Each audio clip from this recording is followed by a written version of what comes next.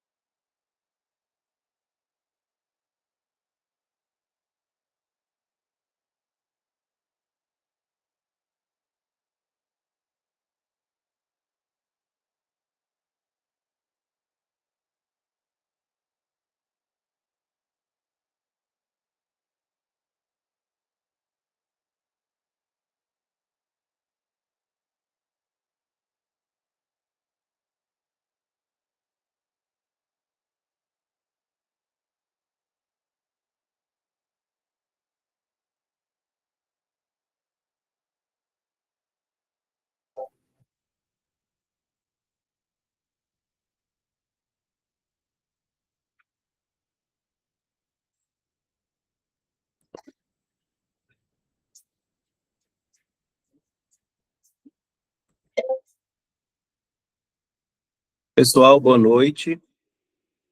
Ana Rita e Lisa, abram aí, por favor, o microfone de vocês e a câmera para que a gente possa fazer aí o nosso tira-dúvidas da semana.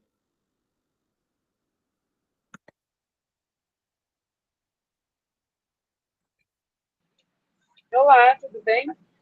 Tudo bem, é Lisa, né? Isso. A Ana, por favor, abra sua câmera e o microfone para que a gente possa conversar. A Lisa também, por favor.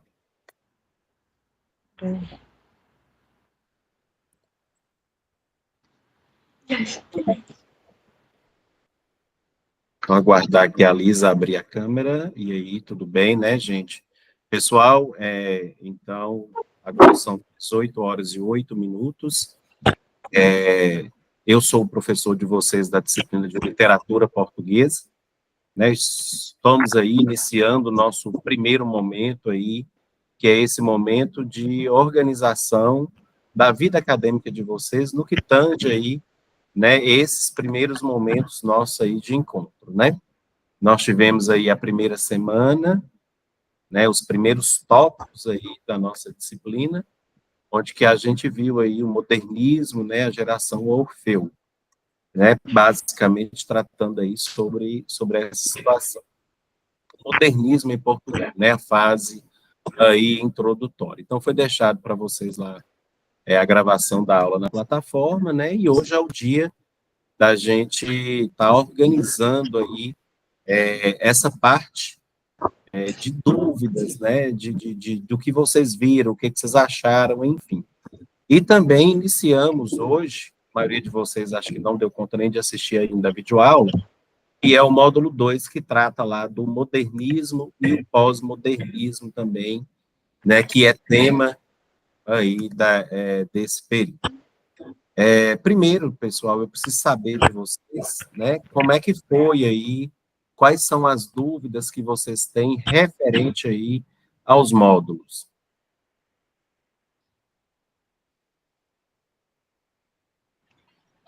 Você diz da última aula que a gente teve? Desculpa que vai estar muito barulhento, porque eu estou no transporte do trabalho. Eu não entendi. Vou mandar no chat, que eu estou dentro do transporte, saindo do trabalho. Você vai falar quais são as suas dúvidas, isso?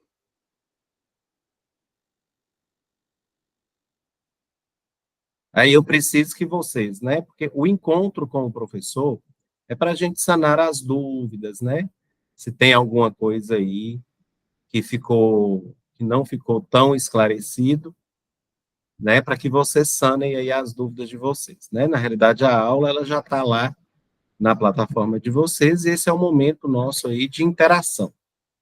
Então, eu preciso saber aí se vocês deram conta da disciplina, qual é o ponto de dúvida, né? Que vocês tiveram aí para a gente poder estruturar aqui a conversa nossa.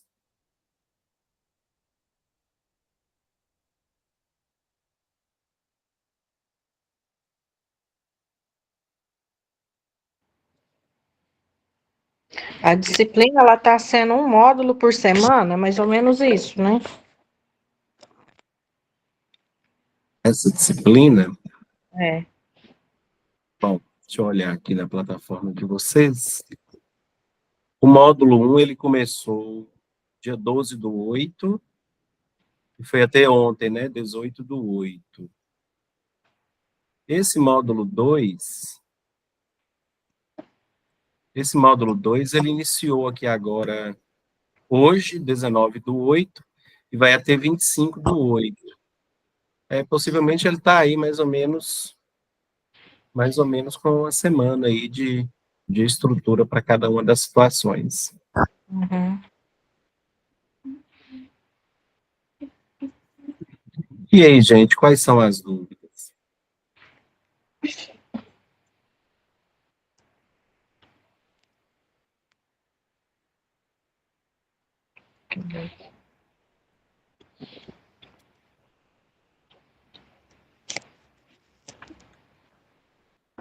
Deixa eu quero pedir, né?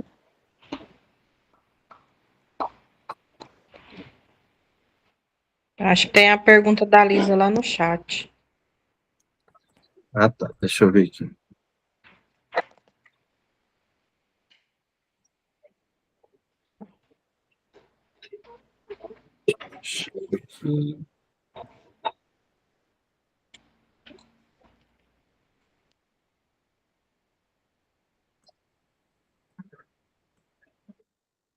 Oi, Lisa. Na primeira explicação da primeira fase, fala da poesia complexa. Porém, fala que é uma linguagem mais simples para o povo acessar. E qual é a dúvida aí com relação a essa situação?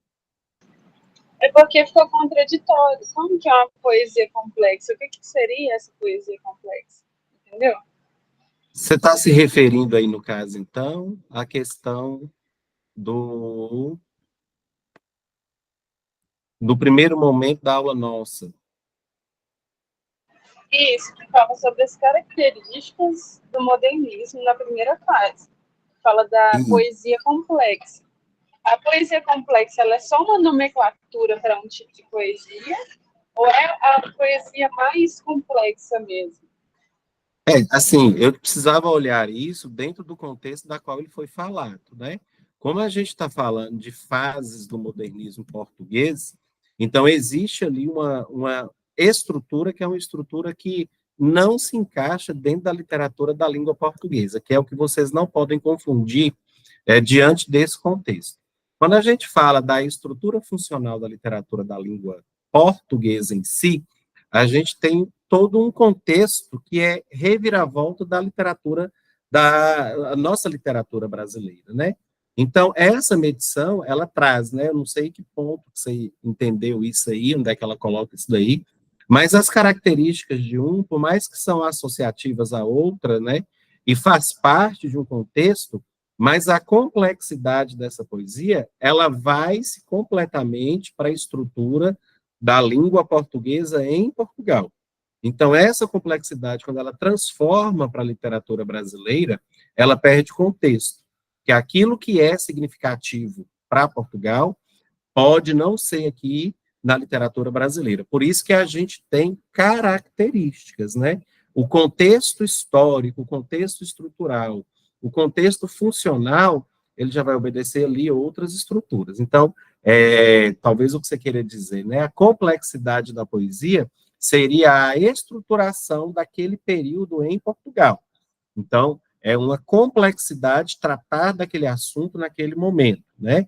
E seria uma linguagem mais simples para o povo acessar, mas aí, fora do contexto, eu não consigo falar com você do que é que está se tratando. Se é da literatura brasileira ou se é da literatura ali portuguesa. Como nós estamos falando de um momento histórico, né, de um momento ali que é um momento que abarganha, né, uma estrutura em Portugal que depois vem para o Brasil em forma de característica, então a gente pode imaginar aí N fatores com relação aí a essas situações também, né? Então a gente precisaria realmente aí saber como que seria aí esse posicionamento na maneira aí que você está colocando, né?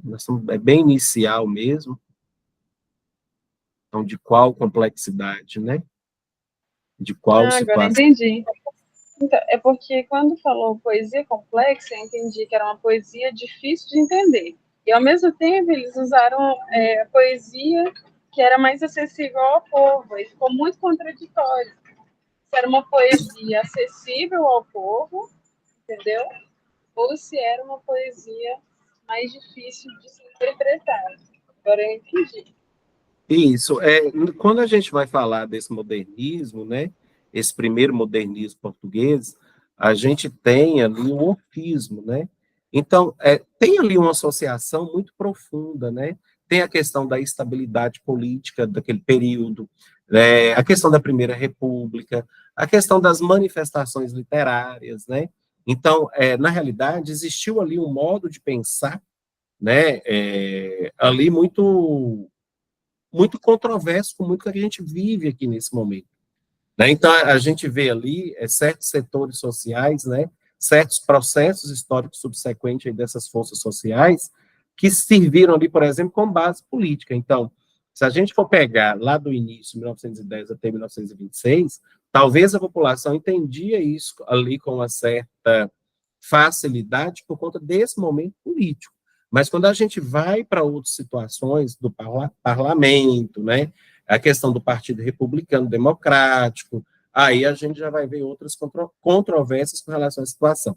Mas o que é mais importante a gente entender que nesse primeiro momento dessa disciplina é que nós estamos fazendo uma introdução para Portugal. Então, existia ali, dentro desse primeiro momento, né, esse contexto de instabilidade. Então, o que era fácil de se resolver lá, para nós aqui, nós estamos vivendo um outro momento, né, que teve ali, obviamente, suas consequências, mas, enfim, né.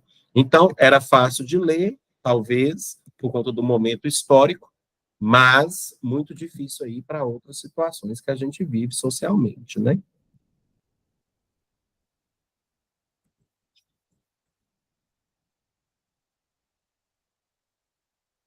Isso aqui foi o que eu coloquei para vocês. lá no início, né? Fernando Pessoa, Mário de Sá Carneiro, Amanda Negreiros. Esse rompimento que a gente fala aqui, ó, as tradições acadêmicas defendendo a liberdade de criação e a pesquisa estética, talvez ela traz também alguns traços para você aí com relação a esse conteúdo, porque sai, né, de uma estrutura muito complexa e agora vai aí, acaba com essas tradições acadêmicas, com esse esteticismo, né, e passa a se ter uma maior liberdade. Então, essa maior liberdade, ela teoricamente traz aí para, né, aquele período, para os entendedores daquele período, algo aí muito mais relevante para esse processo aí, que é o processo de construção do conhecimento, né? Então, é bem mais tranquilo. E aí, gente, mais alguma coisa?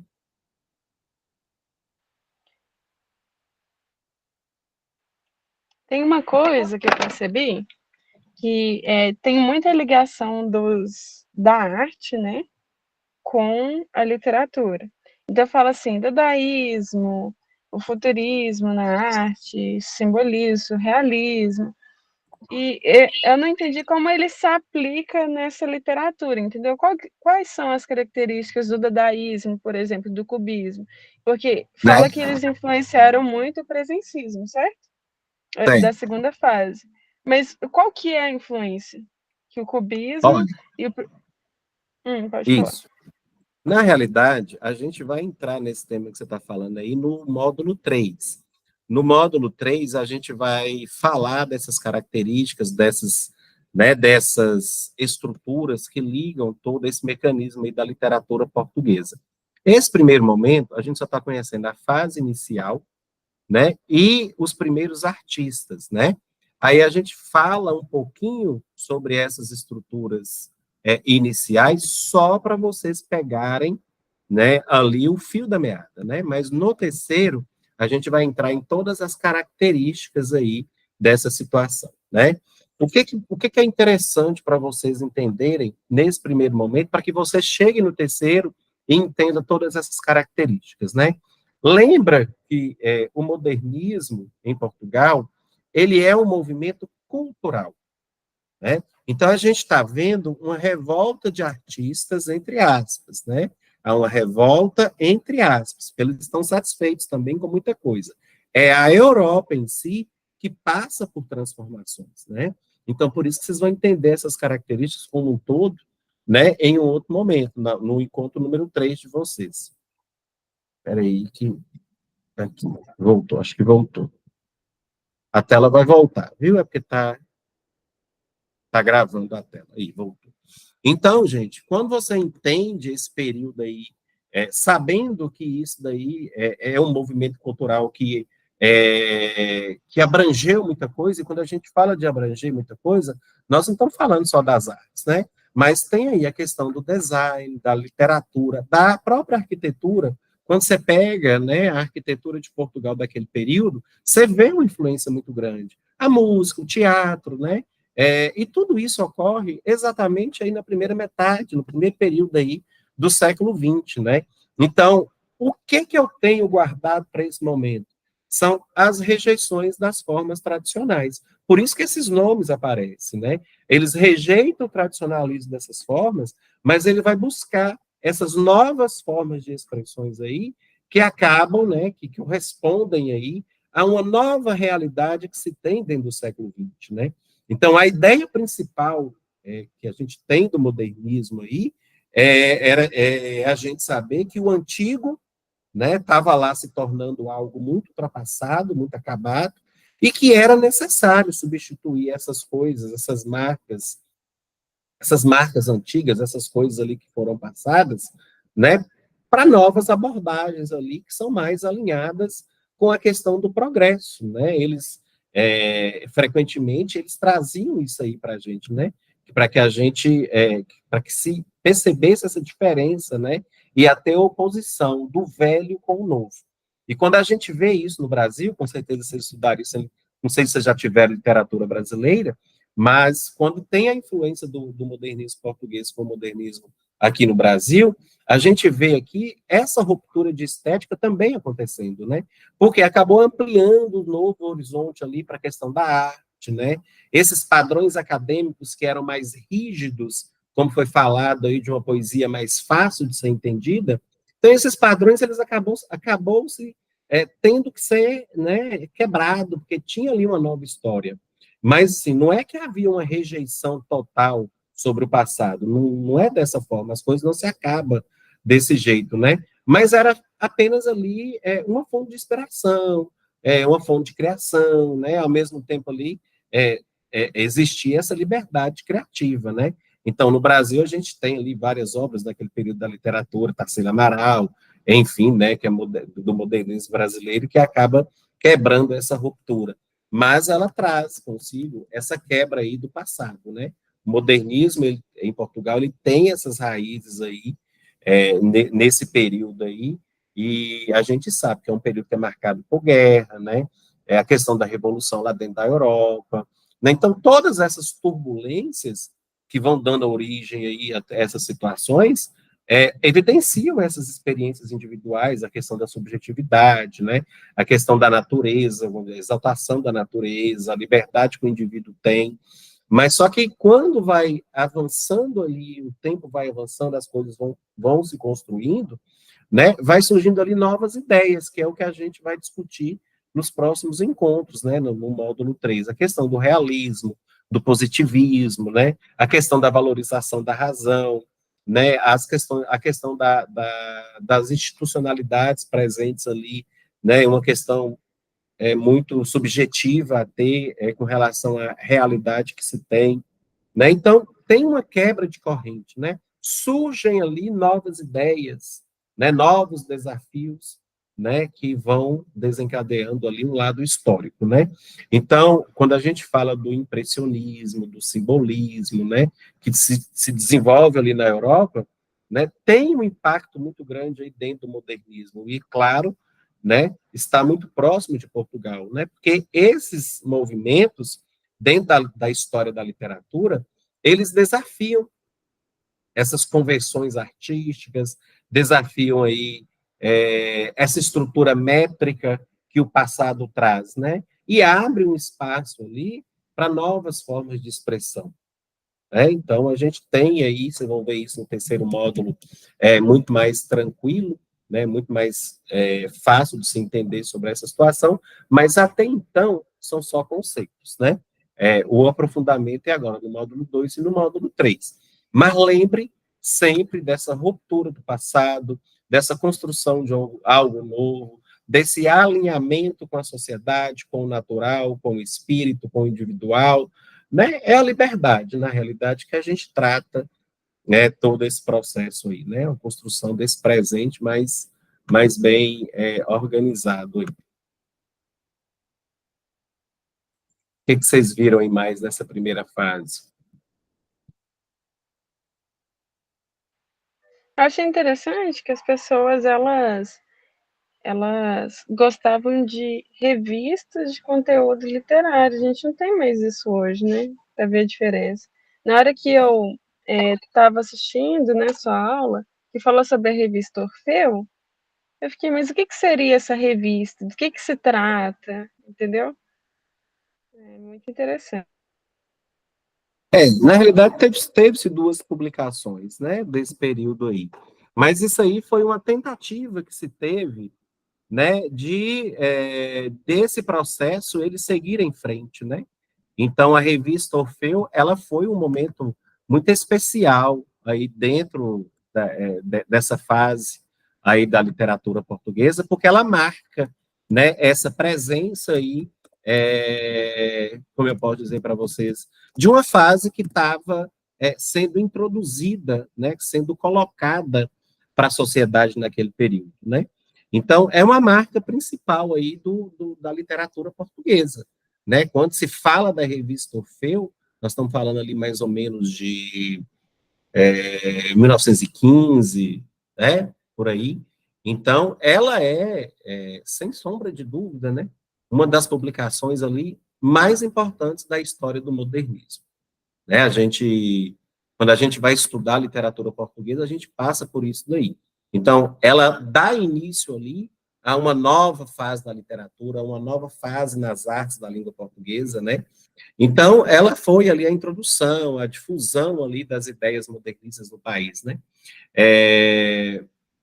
Alguns escritores daquele período, eles fizeram questão de vincular aqueles trabalhos ali, e essa revista, ela surge, né, também tem uma característica importante sobre isso, é porque ela surge ali em um momento de grande efervescência cultural, porque as pessoas estavam produzindo, estavam querendo produzir, estavam querendo algo novo, né?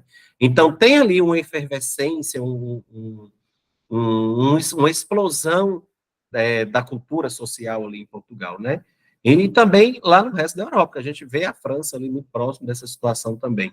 Então, essas transformações que eu falei anteriormente, políticas, sociais, né? Esses movimentos ali de mudança, eles têm um braço muito forte nas artes. Então, o modernismo, né, que já se manifestava ali em outras partes da Europa, ela encontra na revista Orfeu, né, ali, um meio para poder expressar lá em Portugal, né? Então, quando foi criada essa revista aí, a intenção era ali um grupo de jovens, né, intelectuais, claro, que buscavam ali tirar aquela marca da literatura pesada, né, aquela coisa que era pré-estabelecida. Então, essas pessoas, que são as figuras centrais lá do modernismo em português, que são os artistas que eu coloquei para vocês, Fernando Pessoa, está aqui no slide, porque está anterior. Aqui, ó.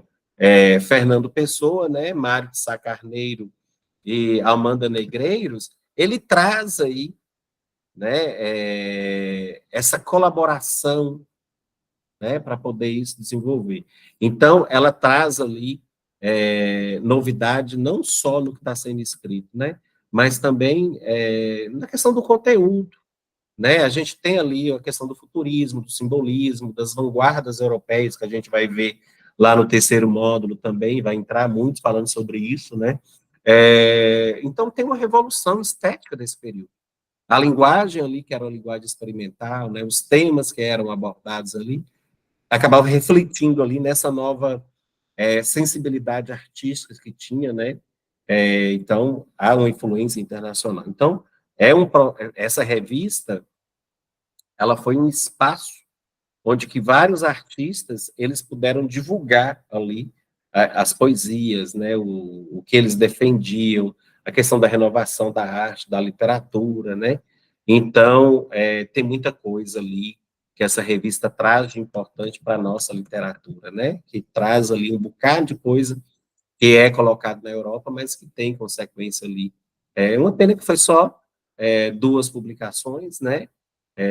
Acabou por aí, teve ali muita dificuldade financeira para poder ter ali uma terceira publicação, né? A crítica ela foi muito negativa, né? Até pelo seu impacto, né? Enfim, então essa publicação ela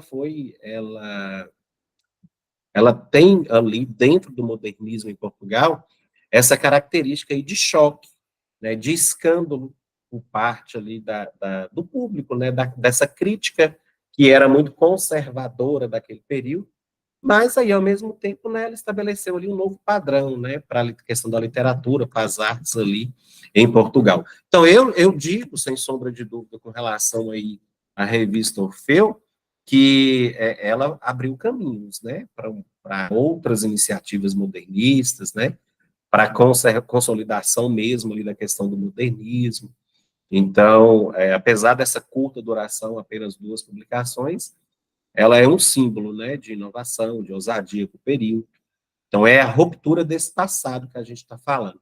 É um pré-esquecimento desse passado e ela dá ali um ponto inicial para poder abrir essas novas possibilidades ali para as questões artísticas, né? Então, lembrem-se que ela é ali um marco essencial, fundamental, histórico para a questão do modernismo em Portugal, né? E ela é estudada, reverenciada, né? Por essa contribuição que se tem aí na questão da renovação cultural de Portugal, né? Então a revista ela não apenas ela introduziu esse modernismo em Portugal, mas ela ajudou mesmo a poder a moldar aí o futuro da literatura, das artes portuguesas, né? E que influenciaram aí N gerações futuras, né? Então, muita gente aí foi influenciado por conta dessas publicações que ocorreram naquele período.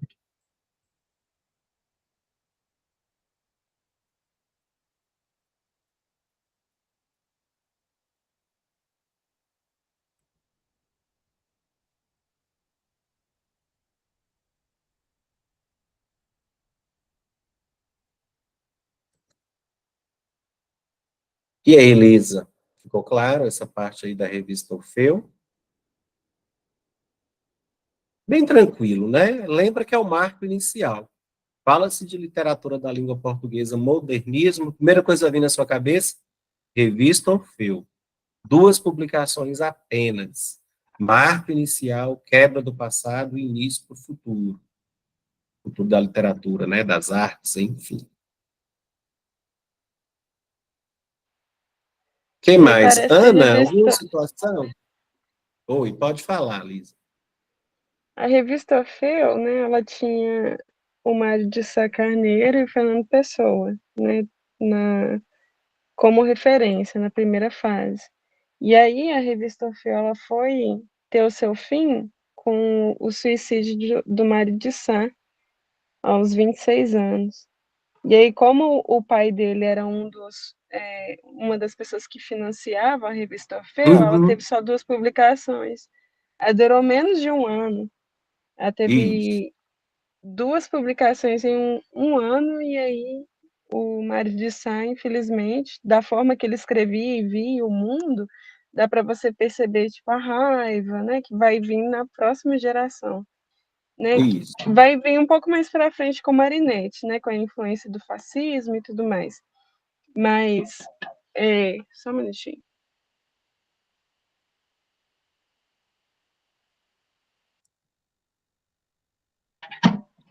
Porque eu tinha trancado o carro. Uhum. Onde eu tinha parado? A questão do fascismo, da influência do fascismo. Sim, aí Mário de Sá sai, né? E a segunda fase ela passa a ser mais dominada pelo Fernando Pessoa, com os seus heterônimos, né? Que são as diferentes personalidades que ele criou Uhum. para poder expressar coisas diferentes. Fernando Pessoa falava sobre uma coisa, Álvaro de Campos falava de outra, Alberto Caieiro falava de outra coisa, depois tinha Ricardo Reis e tinha um outro, ele é menos conhecido, sabe? O Ricardo Reis e esse outro heteronômio dele, sabe? Os mais conhecidos, Álvaro de Campos e Alberto Caieiro, tiveram muita importância. Até que a primeira fase, não sei se é a primeira ou a segunda fase, fala de uma das obras mais importantes, que é a Ode Triunfal, que é uma das primeiras na revista Orfeu. Eu fiquei tão curiosa sobre como funcionava, né, como era essa estrutura da revista, que eu baixei a primeira edição, a primeira publicação da Uhum. revista Orfeu, para entender como que era essa estrutura. E o legal é que quando você vai pegar não só a revista Feu, a revista Presença, a revista Vértice, você vai vendo que até a estrutura do texto ele faz sentido com a arte, entendeu? O futurismo, por exemplo. Ele traz muito aquele objeto, né, do futuro, tem aquele dentro do material que você passou para gente, Uhum. tinha, né, ele substituindo uma coisa por um trem. E você vai ver várias dessas referências, sabe? Substituindo com coisas voltadas à tecnologia. E na mesma época, também tem um dos filmes mais famosos que a gente tem quando a gente fala de tecnologia, que é Os Tempos Modernos, de Charlie Chaplin, que está acontecendo tudo ao mesmo tempo, né? Se for levar em consideração. Estava acontecendo guerra, e depois aconteceu mais uma guerra, a tecnologia, a industrialização. E você, pois é, aí nessa análise que você faz, porque eu percebi que você fez a leitura do material, você percebe que era desejo de continuidade, mas, porém, não tinha como mais poder seguir em frente. Porque quando se mexe com a questão da sociedade, a questão política social, existe outros embasamentos aí que eles desfavorecem esses contextos, né? Então, a gente vê no artista essas produções riquíssimas, mas a gente vê a luta também de se manter as coisas vivas. Então, não se conseguiu. Na realidade, não se conseguiu propagar isso da forma como que era organizado, como se queria organizar. Se você leva em consideração o período da literatura portuguesa com a literatura brasileira no mesmo período, nós estamos falando da Semana da Arte Moderna. Então, olha o que se traz, 1922, olha o que se traz, né, de referência de lá para cá. Tem muito estudo, tem muita coisa. Porém, não tem financiamento. E se não tem financiamento, a gente não consegue sobreviver no meio aí dessas situações, né? Você falou algo importante, não sei, acho que você citou ali, meio que raro, que é a questão do presencialismo, né? Dessa questão presencista, que acaba entrando aí dentro do século XX, né? Sem citar os autores, mas que ela busca aí uma continuidade, né, após essa situação também que a gente vê na revista O Fio, né? Então, essa presença que a gente vai ver no terceiro período aí, ela tem muita importância também, né? Tem muitos nomes de artistas aí que são bastante influenciáveis para esse período, né? Miguel Torga, né? Assim, a gente não vai esquecer José Régio, Edmundo Bittencourt, né? Então, esses críticos, escritores e críticos literários que vocês leram aí dentro do material de vocês, né, e que a gente não dá para trabalhar isso na videoaula assim de uma maneira muito específica, né, só mesmo nesses bate-papos aí que a gente faz, eles trazem também esses papéis distintos dentro desse movimento, assim como você viu na revista Orfeu, né, mas eles todos, eles têm uma contribuição significativa com a questão da literatura portuguesa, né? O presencista ali, ele não tem essa uniformidade, assim como o Orfeu não teve, o período Orfeu não teve, né? Porque eles tinham ali muita polêmica, nós estamos falando ali de 1930, então já passa-se da Semana da Arte Moderna do Brasil. Então tem ali polêmica, tem dissensões ali entre todos os seus membros, né? Somente com relação a essa literatura social que estava ali, né, focada nesse período ali de 1920, 1930. Então, muitos membros acabam desses períodos defendem a literatura que é mais voltada ali para essa questão social e política, e outros não querem nem saber disso, porque eles acabam criando na mente deles ali essa abordagem mais introspectiva, mais psicológica, né? Que tem um foco ali que é voltado na essência do indivíduo, né? Na questão da verdade, na profundidade ali que cada artista ele poderia revelar ali como tudo, né? E até no romantismo. Quando a gente vai falar do romantismo em Portugal, né, em toda a Europa, né? Não precisa falar ali em Portugal. Apesar de se ter essa ideia da modernidade, uma ideia até aparente, essas ideias dos presencistas, elas estavam ali, né? Muito distante das correntes modernistas que se propagava, né? Que predominava ali em toda a Europa, né?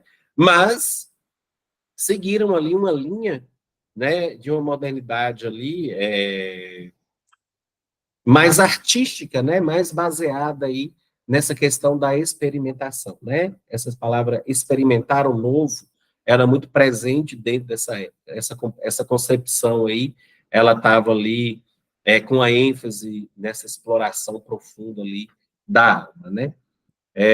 Então faz parte, né, de todo esse contexto aí a gente estudar pequenos e curtos períodos de 1900 até a modernidade, né? Porque quando a gente sabe o modernismo português e a gente vai estudar o pós-modernismo, a gente entende que é um período muito curto, né? Então, a barganha aí muito pouco espaço. O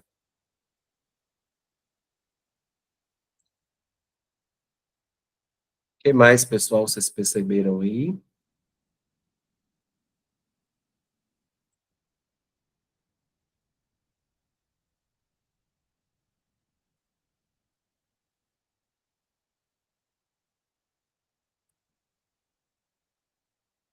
Mais alguma coisa aí que traz à tona para vocês aí algo da disciplina?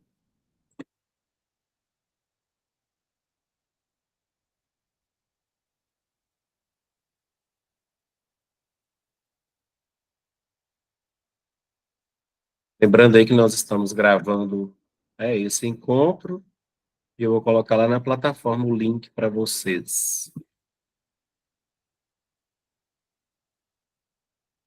Mais alguma coisa, pessoal, para colocar? Não, acho que ficou bem esclarecido sobre esse começo aí do modernismo. Na hora que, na hora não, já abriu hoje, né, esse módulo 2, tem um arquivo lá na biblioteca de vocês que vai tratar, né, desse movimento modernista. Eu acho que eu coloquei, se eu não coloquei, eu vou colocar, mas eu lembro que eu coloquei, que vai tratar especificamente dessa questão, né, porque como é um período muito curto da literatura, a gente precisa ver pequenas coisas, mas no espaço de tempo muito curto, né, a questão da música,